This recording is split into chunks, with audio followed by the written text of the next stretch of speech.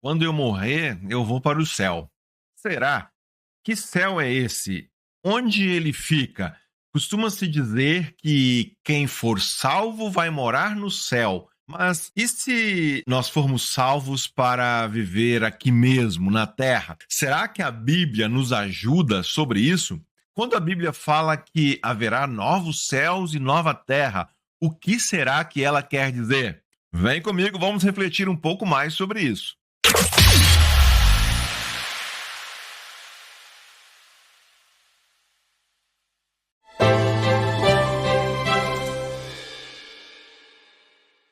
Seja muito bem-vindo. Esse é o canal Teologia Missional e você é convidado a estar conosco, formando essa grande comunidade de cristãos que estuda as Escrituras, que busca mais conhecimento na palavra de Deus, para podermos conhecer mais deste Deus, da vontade deste Deus e deixar que nossas vidas sejam orientadas pela vontade divina.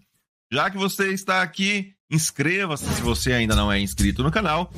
Deixe também o seu like no vídeo, que isso nos ajuda o YouTube a entender que o vídeo é importante, que ele pode, então, divulgar esse vídeo para outras pessoas. Compartilhe você também esse vídeo com pessoas aí da tua igreja, do teu grupo de jovens, do teu grupo familiar, do teu grupo de casais, enfim, nos ministérios aí da igreja onde você faz parte. Hoje nós vamos falar sobre um tema, sobre um assunto que parece que a igreja brasileira não se aprofunda muito. A maioria dos cristãos parece ignorar essa compreensão integral da salvação.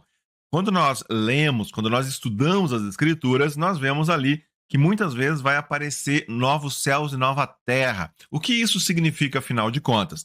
Nós sabemos que há uma grande influência na igreja brasileira de uma compreensão de que a salvação é apenas para a alma. A salvação seria apenas para a alma do ser humano, e então nós viveremos com Deus num futuro distante, num lugar que a maioria das pessoas conhece como céu, mas que ninguém sabe muito bem definir o que seria, como seria. Mas será que a Bíblia, será que as Escrituras realmente dão margem para essa compreensão?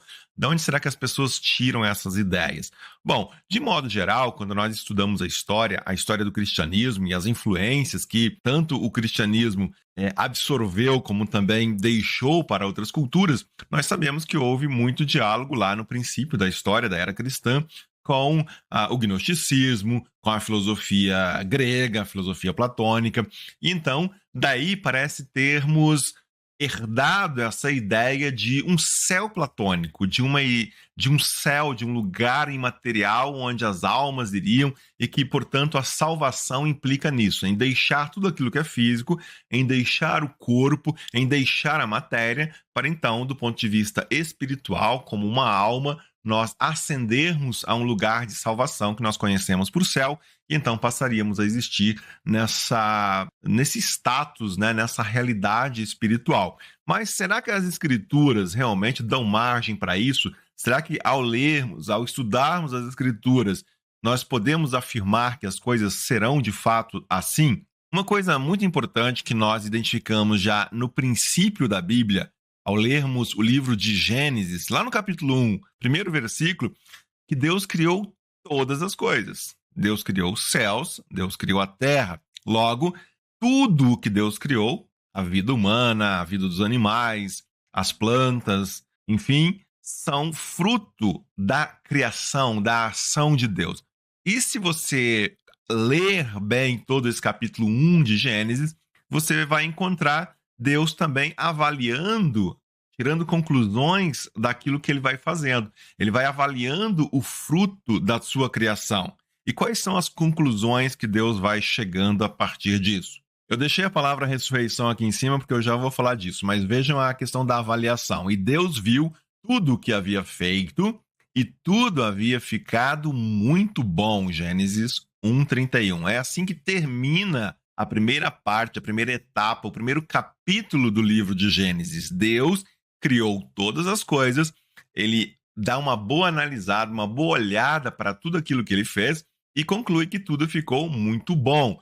Então, vejam que o mundo material não é a criação de um demiurgo, de um Deus caído, de uma outra força cósmica equivalente a Deus, que seria responsável por tudo aquilo que é mal e que, portanto, seria o autor dessa criação material. Não.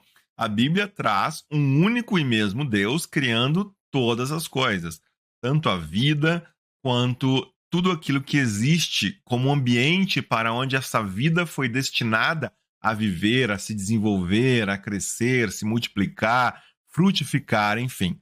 Então, quando nós falamos da salvação, nós imediatamente nos lembramos da obra de Jesus Cristo na cruz por cada um de nós. E, como falávamos antes, existe dentro da igreja brasileira, de forma geral, da igreja evangélica principalmente, uma compreensão muito forte de que a salvação é Deus morrendo por mim na cruz e a partir da minha fé nesse Jesus, eu sou salvo, a minha alma vai habitar o céu, a minha alma vai para Deus, vai estar com Deus na eternidade. Mas isso parece diminuir muito um aspecto fundamental deste enredo do plano da salvação de Deus, que é a ressurreição. Porque além de morrer na cruz, o que acontece? Jesus ele não permanece cativo à morte, ele não permanece preso na sepultura, ele ressuscita. E a sua ressurreição é nada mais, nada menos do que uma grande afirmação ou reafirmação daquilo que Deus fez, Deus criou o mundo material, Deus criou o ser humano com um corpo e a ressurreição de Jesus se dá exatamente no corpo. Então, quando Deus ressuscita, quando Jesus volta a viver em corpo, nós temos uma reafirmação do corpo, da matéria, como algo também bom. E, claro, tem toda a questão da queda e a gente já vai falar um pouquinho disso. Mas vejam, nós precisamos entender isso. Deus, na origem da criação, ele é o criador de tudo, de todas as coisas e não apenas de uma parte dessas coisas que existem, não apenas o autor de uma parte espiritual de tudo aquilo que existe, mas sim de todas as coisas. Então, a ressurreição é a plenitude da redenção do ser humano. Então, Deus, ele nos redime em Cristo, mas a nossa redenção, ela será completa, ela será plena quando nós também, assim como Jesus, ressuscitarmos e a ressurreição no corpo. Lembrando, nós temos outros vídeos já aqui no nosso canal, onde nós estamos falando sobre a ressurreição. Se você tem dúvidas a respeito da ressurreição, se você gostaria de estudar mais a respeito do tema da ressurreição, procure aí a nossa playlist sobre a ressurreição. Vejam agora este versículo de Colossenses, carta do apóstolo Paulo aos Colossenses, especialmente o versículo 16 do capítulo 1. Nele, Cristo, foram criadas todas as coisas nos céus e na terra, as visíveis e as invisíveis, sejam tronos ou soberanias, poderes ou autoridades, todas as coisas foram criadas por ele e para ele. Então vejam que reafirmação importante que o apóstolo Paulo está nos trazendo aqui, de que em Cristo todas as coisas foram feitas, todas as coisas foram criadas. Lembrando que Deus cria a partir da sua palavra e Jesus é a própria palavra, né? João diz que o verbo se fez carne, a vinda de Jesus é a palavra de Deus se encarnando para viver entre nós. Vejamos também Colossenses 1,19, né? Se você ler esse texto aí a partir do verso 15, Colossenses 1,15 a 19, você vai poder contar a palavra todas, tudo, e aparece diversas vezes. Foi do agrado de Deus que nele, Cristo, habitasse toda a plenitude e por meio dele reconciliasse consigo todas as coisas, tanto as que estão na terra quanto as que estão nos céus. Vejam que texto riquíssimo para a nossa reflexão. Deus, ele está interessado no ser humano? Está, sim. Deus nos ama muito a ponto de vir em Cristo Jesus, morrer na cruz por nós. Mas, na criação, Deus criou apenas o ser humano?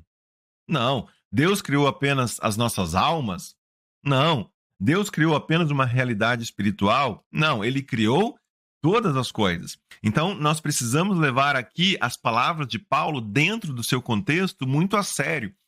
Este Deus que criou todas as coisas, criou todas as coisas em Jesus, reconcilia, redime, restaura todas as coisas também em Jesus. E todas as coisas mesmo. Vejam ali, tanto as que estão na terra quanto as que estão no céu. E aí você pode fazer a pergunta: caramba, mas quer dizer então que Deus ele vai redimir também esta terra? Ele vai redimir também a sua criação como um todo? Bem, parece que é exatamente isso que o apóstolo Paulo tem em mente ao escrever aos Colossenses. Apocalipse 21, o verso 1. Esse texto de Apocalipse é fantástico, mas eu não vou ler ele todo, vou chamar a tua atenção aqui para o primeiro versículo. Então, o que foi que João é o autor do livro de Apocalipse, ele tem essa visão. Então, o que ele vê? Veja só o que João está vendo. Um novo céu e uma nova terra. Não é apenas um mundo espiritual, um mundo desencarnado, um mundo elevado, separado do mundo material que João vê. Não, ele vê um novo céu e uma nova terra. E assim nós temos, ao longo de todo o Novo Testamento, uma série de textos que vão enfatizar isso. E por que nós podemos ter esse entendimento? Se nós voltarmos agora novamente ao Gênesis, né, nós temos visto a partir de Gênesis capítulo 1 e capítulo 2 que Deus é o Criador. Deus é o Criador de quê? De todas as coisas. No capítulo 3, o que acontece? A queda. Temos ali a entrada do pecado no mundo, a rebelião do ser humano contra Deus. Nós temos ali o ser humano desobedecendo a Deus, o ser humano abrindo mão da vontade divina para tentar estabelecer as coisas a partir dos seus próprios critérios. Eu não vou ouvir a Deus, eu não vou dar ouvidos a Deus, eu não vou seguir a vontade de Deus. Quer saber? Eu posso saber por mim mesmo o que é certo, o que é errado, o que é bom, o que é ruim. Então eu vou determinar a minha vida a partir do meu próprio entendimento. É mais ou menos isso. Quando você deixa de confiar, você precisa assumir a própria responsabilidade pelos seus atos. Sempre foi assim. Tudo que nós fazemos tem consequências. E quais são as consequências da desobediência a Deus? Quais são as consequências da queda?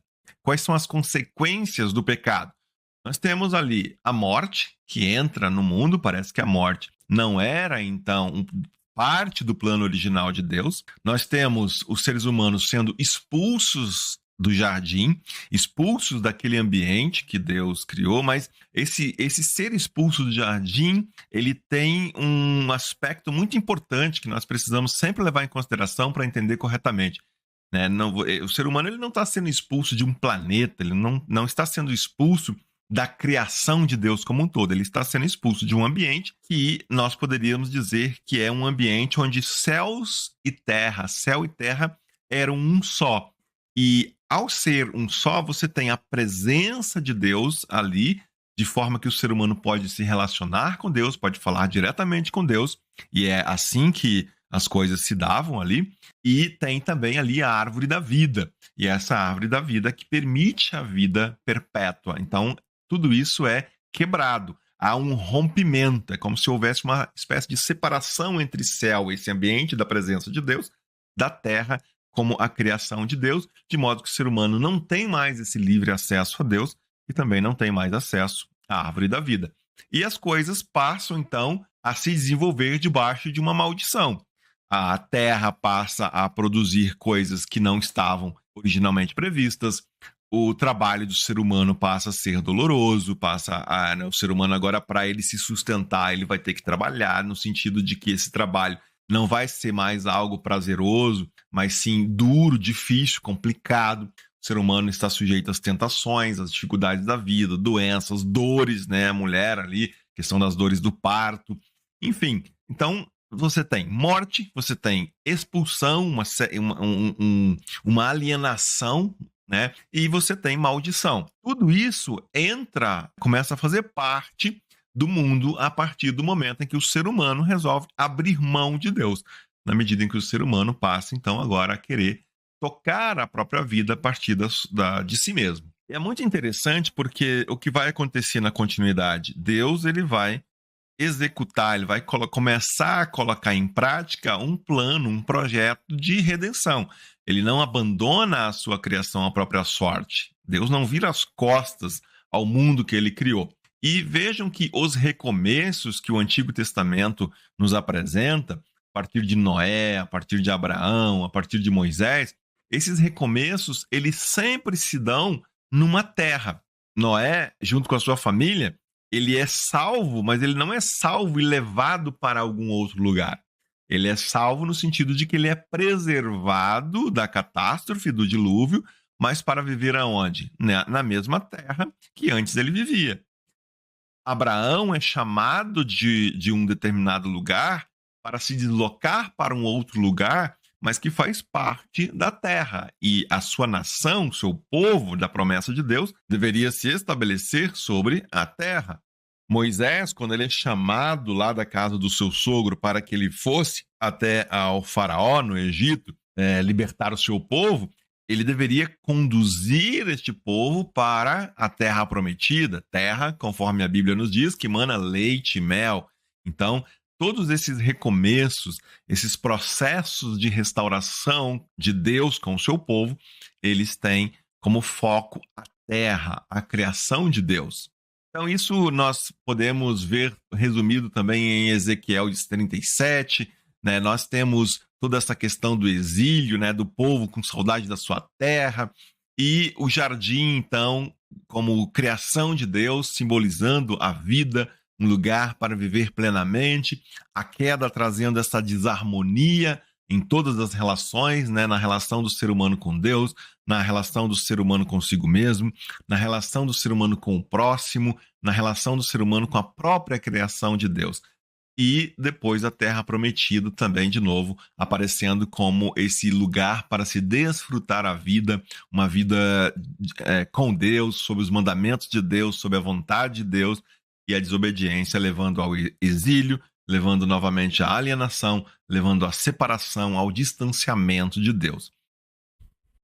O que a Bíblia está dizendo quando ela nos apresenta novos céus e nova terra? Bem, falar em novos céus e nova terra é a mesma coisa do que falar de todo o universo, de todo o mundo criado. Então, Deus, ele é o criador de todas as coisas. Ele é o criador deste mundo, deste universo. E a sua redenção envolve exatamente redimir também todas as coisas, redimir toda a sua criação. Tanto que o famoso versículo de João 3,16 diz que Deus amou o mundo ao ponto de o Filho dele, Jesus Cristo, vir a este mundo, dar a vida para salvar este mundo. Por mais que nós queiramos, por mais que muitas vezes, na mais boa das intenções, na melhor das intenções, pastores, evangelistas, sugiram, né, que as pessoas substituam ali a palavra mundo no versículo de João 3,16 pelo seu próprio nome, né? Deus tanto amou João, Deus tanto amou Maria. Não, o que está ali é Deus tanto amou o cosmos, Deus tanto amou o universo, Deus tanto amou a sua criação que deu o seu filho. Bom, e nós fazemos parte disso, é claro. E nós temos mais indícios nas Escrituras de que Deus se interessa por toda a sua criação e que ele vai sim redimir toda a sua criação. Veja esse trecho aqui de Atos 3. Aqui é Pedro falando, né? Pedro fazendo discurso logo depois da cura do Nazareno ali. Nesse versículo 21 ele diz: é necessário que ele permaneça no céu. Está falando de quem aqui? Está falando de Jesus. Jesus já tinha passado pelo processo de crucificação, já tinha ressuscitado, já tinha acontecido também a ascensão. Então Pedro está dizendo aqui às pessoas: é necessário que ele permaneça no céu até que chegue o tempo em que Deus fará o quê? Restaurará todas as coisas, como falou há muito tempo por meio dos santos profetas. Aqui Pedro não está dizendo que Deus restaurará a alma, que Deus restaurará o corpo humano somente, mas sim todas as coisas. Exatamente o que a Bíblia, na sua coerência do início ao fim, parece estar realmente tratando. A natureza criada aguarda com grande expectativa. Que natureza é essa, né? Agora nós estamos falando de Romanos 8, os versos 19 a 21. Aqui a natureza, obviamente, é a criação de Deus. A natureza criada. aguarda com grande expectativa, aguarda o quê? Que os filhos de Deus sejam revelados. Ou seja, a criação de Deus, a natureza, anseia, assim como nós mesmos ansiamos pela redenção, pela volta de Jesus. Por quê? Porque a natureza, a criação de Deus, foi submetida à futilidade, não pela sua própria escolha, mas por causa da vontade daquele que a sujeitou na esperança de que a própria natureza criada será libertada da escravidão, da decadência em que se encontra, para a gloriosa liberdade dos filhos de Deus. Mas por causa da vontade daquele que a sujeitou, quem deveria dominar sobre a terra, conforme Gênesis 1? Quem deveria sujeitar todas as coisas, conforme Gênesis 1? Nós, os seres humanos. Então, é culpa também da desobediência humana que há toda uma desarmonia, um desequilíbrio no meio ambiente, na natureza, na terra, na criação de Deus como um todo. E essa criação geme, aguarda ansiosamente, com grande expectativa, diz ali, que os filhos de Deus sejam revelados. E, finalmente, após a ressurreição, tudo, seres humanos e toda a criação de Deus, possa desfrutar novamente da harmonia que Deus tinha como propósito original para todas as coisas. Para caminhar para o final aqui desse vídeo, eu trago uma citação, uma palavra de Antoni Roykema, onde ele diz o seguinte: no princípio da história, Deus criou os céus e a terra. No fim da história, vemos os novos céus e a nova terra. Aqui, claro, uma referência principalmente a Apocalipse, que muito ultrapassarão o esplendor de tudo que temos visto antes. No centro da história está o Cordeiro que foi morto, o primogênito entre os mortos. Então, esse livro do Roykema, eu tenho ele aqui, ó, é esse livro aqui, A Bíblia e o Futuro, tá? Se você tem interesse, A Bíblia e o Futuro, tem um subtítulo aqui, A Escatologia Realizada, a realização presente do reino e as bênçãos de que a comunidade redimida já desfruta. Então, esse é o livro da onde eu tirei essa citação do Antoni Roykema. Então, vamos fazer um resumão aqui. Vou trazer esse slide aqui para resumir tudo que a gente falou. Deus criou o quê? Todas as coisas. Deus é o criador de todas as coisas. E o pecado, a queda, corrompe também todas as coisas. Em Cristo, então, está a redenção de todas as coisas. Deus criou tudo, o pecado corrompe tudo e Jesus salva tudo. Quando Jesus retornar, céu e terra se unirão e viveremos no mundo restaurado de Deus. Jesus é o rei que governará a nova terra e viveremos a plenitude, viveremos na presença de Deus. A ressurreição em corpos restaurados, no mundo restaurado, na terra restaurada. Você já tinha pensado sobre essas coisas por essa perspectiva? Todas as vezes em que você, de repente, já tinha lido a Bíblia, tinha se deparado com esses versículos, com essas palavras, céus, terra, novos céus, nova terra, você já tinha parado para pensar sobre o que Deus está fazendo no mundo e como o plano, seu projeto de redenção envolve não apenas a gente, que bom, claro, a gente também, nós fazemos parte da criação de Deus, mas envolve toda a sua maravilhosa criação e que nós somos chamados a desfrutarmos desta criação de Deus e que esse novo céus e a nova terra, nós estaremos lá com corpos restaurados, vivendo não apenas como almas penadas, né, como espíritos desencarnados, mas teremos corpos. Foi assim que Deus nos criou. Foi assim que Deus criou Adão e Eva e assim é que Deus quer que seja. Pense nisso, deixe nos comentários o que você achou, deixe também a sua pergunta, sua dúvida, discordou, tem alguma questão que você gostaria de debater, de falar, de conversar, tem sugestão de novos vídeos, de novos temas, deixa abaixo no comentário. Vai ser um prazer, uma alegria continuar essa conversa com você. Deus te abençoe e seja você uma bênção.